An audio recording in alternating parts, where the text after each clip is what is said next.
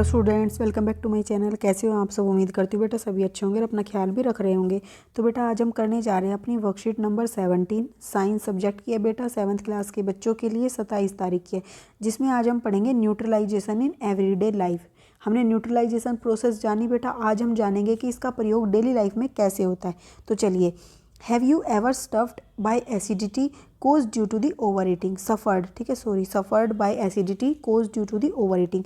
तो आप बेटा कई बार देखते होंगे कि जब हम बहुत ज़्यादा खाना खा लेते तो हमें एक एसिडिटी की प्रॉब्लम हो जाती है, ठीक है। You can also discuss it to your family members, आप इसको अपनी फैमिली मेम्बर से भी पूछ सकते हो, किसी को हुआ होगा। It is very painful condition, और ये बहुत ज़्यादा पेनफुल कंडीशन होती है। That is cause due to the excessive release of acid in our stomach. और ये कब होती है बेटा समस्या? जब हमारे स्टमक के अंदर बहुत ज़्यादा एसिड की मात्रा जो है रिलीज होती है, ठीक है। एसिड क्या है बेटा? Let us think what cause burning sensation on ant sting. तो बेटा एसिड देखो, ये क्या करता है? जब बर्निंग सेंसेशन होती है, जब चींटी काट लेती है, तो वो क्यों होती है? क्योंकि उसके अंदर भी क्या होता है? एसिड होता है, ठीक है, स्टिंग के अंदर। These all are due to the either some of kind of the acid और बेस, या तो वो बेस होते हैं या फिर वो एसिड होते हैं, जिसकी वजह से हमें इस तरीके की फीलिंग आती है, ठीक है। तो देखो बेटा, सबसे पहले इनडाइजेशन की जो प्रॉब्लम होती है, इनडाइजेशन क्या होता है? Our stomach contain hydrochloric acid, हमारे स्टमक के अंदर बेटा हाइड्रोक्लोरिक एसिड जो है रिलीज होता है अपने आप, ठीक है, स्टमक के अंदर। लेकिन it help us to digest food, और ये किस लिए रिलीज होता है? हमारी जो डाइजेशन है फूड में हेल्प करता है डाइजेस्ट करने में। लेकिन but too much of the acid in the stomach cause indigestion, लेकिन हमारे शरीर के अंदर, स्टमक के अंदर आवश्यकता से अधिक जब एसिड क्रिएट होने लगता है बेटा, रिलीज होने लगता है, तो क्या हो जाता है? हमें इनडाइजेशन की शिकायत हो जाती है, ठीक है। अब नेक्स्ट क्या है बेटा? Aunt sting. आंट स्टिंग क्या है? The sting of an ant contain formic acid.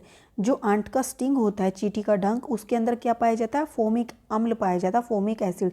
When an ant bite, जब चींटी काटती है, it inject the acidic liquid into the skin.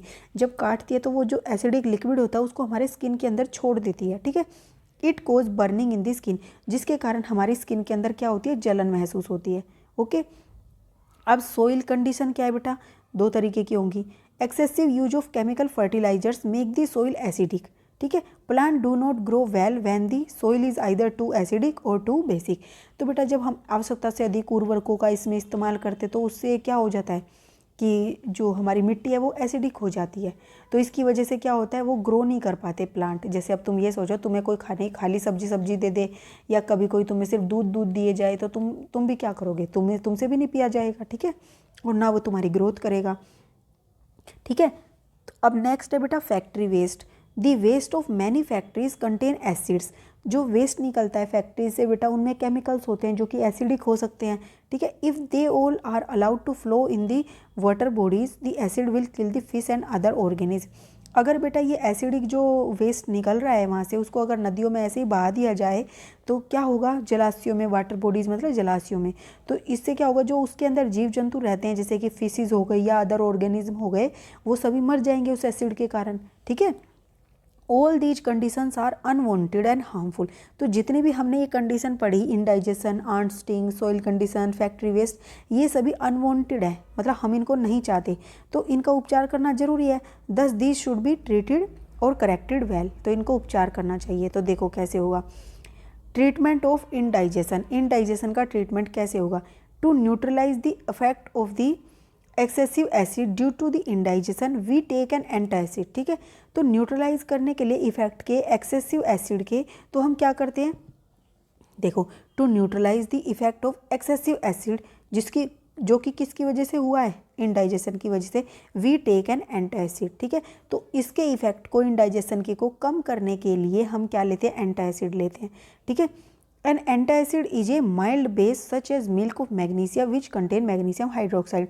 अब ये एंटासिड क्यों लेते हैं? क्योंकि ये क्या होता है? माइल्ड बेस होता है, एक बेस होता है, ठीक है, अक्षार होता है। अम्ल में जब अक्षार को मिलाते हैं, हमने पढ़ा था एसिड में बेस को मिलाया जाता है तो वो न्यूट्रल बन जाते हैं, वो एक दूसरे की जो शक्ति होती है उसको ख़त्म कर देते हैं, ठीक है, उनके इफेक्ट को, प्रभाव को ख़त्म कर देते हैं, ओके। तो इसलिए हम इसमें बेस डाल देते हैं, जिससे हमारे अंदर जो एसिडिटी की प्रॉब्लम होती है वो समाप्त हो जाती है और हमें राहत मिलती है। अब तुम देखते होंगे जब एसिडिटी होती है तो बेटा इनो लेते हैं। तो इनो क्यों लेते हैं? इनो के अंदर ये मैग्नीशियम हाइड्रोक्साइड पाया जाता है, एंटासिड, ओके। अब नेक्स्ट देखो बेटा, ट्रीटमेंट ऑफ आंट स्टिंग। तो आंट स्टिंग का ट्रीटमेंट कैसे किया जाता है? The effect of formic acid due to an ant sting is neutralises by the rubbing moist baking soda. ठीक है, तो जब आंट स्टिंग होता है तो हमें जलन होती है, उसको न्यूट्रलाइज करने के लिए हमें एक बेस का प्रयोग करना पड़ेगा। बेस क्या लेंगे हम बेटा? उस पर रब करेंगे। ठीक है, कौन सा? मॉइस्ट बेकिंग सोडा, यानी कि जो नमी युक्त बेकिंग सोडा होता है, या फिर सोडियम हाइड्रोजन कार्बोनेट कह सकते हो आप उसको। और दूसरा कैलेमाइन सॉल्यूशन का भी प्रयोग कर सकते हैं, जो कि क्या होता है? सॉल्यूशन होता है जिंक कार्बोनेट का। ठीक है, ये भी क्या एक माइल्ड बेस होते हैं, बहुत ही हल्के से बेस होते हैं, जिनका प्रयोग करेंगे तो हमें राहत मिलती है, क्योंकि वो क्या कर देते हैं? उसके इफेक्ट को ख़त्म कर देते हैं।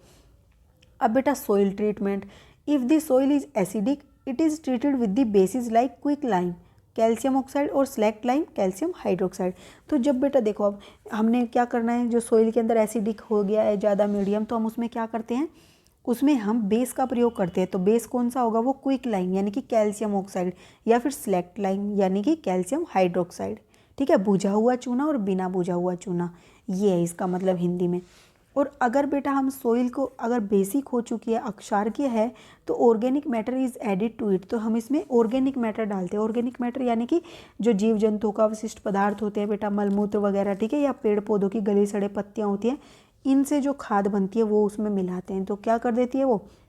Organic matter release acids, organic matter से एसिड रिलीज होता है, जिसकी वजह से वो क्या कर देता है? बेस को न्यूट्रलाइज कर देता है, और neutralise the basic nature of the soil.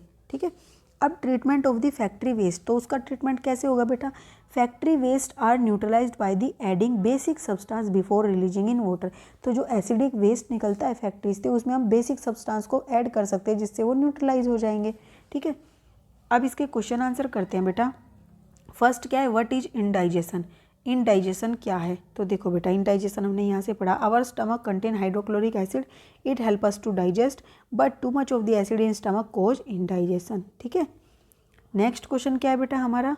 What is an antacid? तो देखो, to neutralise the effect of excessive acid due to the indigestion we take an antacid. An antacid is a mild base such as milk of magnesia which contain magnesium hydroxide। आप यहाँ से चाहो तो यहाँ से लेकर यहाँ तक लिख लो, या ये कंप्लीट भी लिख सकते हो।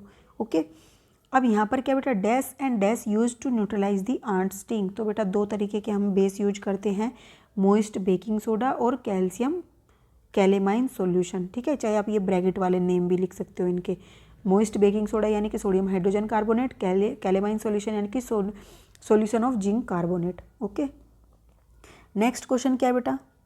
How can you treat basic soil? अगर बेटा सोइल क्या है? बेसिक हो गई है, तो हम उसको कैसे ट्रीट करेंगे? तो देखो, if the soil is basic organic matter is added to it, organic matter release acid which neutralise the basic nature of the soil. तो यहाँ से लेकर यहाँ तक आप इसमें लिख दोगे। तो ये थी बेटा आपकी आज की वर्कशीट। उम्मीद करती हूँ आपको अच्छे से समझ आ गई होगी। फिर भी कोई डाउट हो तो कमेंट बॉक्स में लिख देना। इस वीडियो में इतना ही। अपना नेक्स्ट टॉपिक हम अपनी नेक्स्ट वीडियो में करेंगे। तब तक के लिए ऐसे हंसते रहिए, मुस्कुराते रहिए, पढ़ते रहिए और आगे बढ़ते रहिए। Thank you.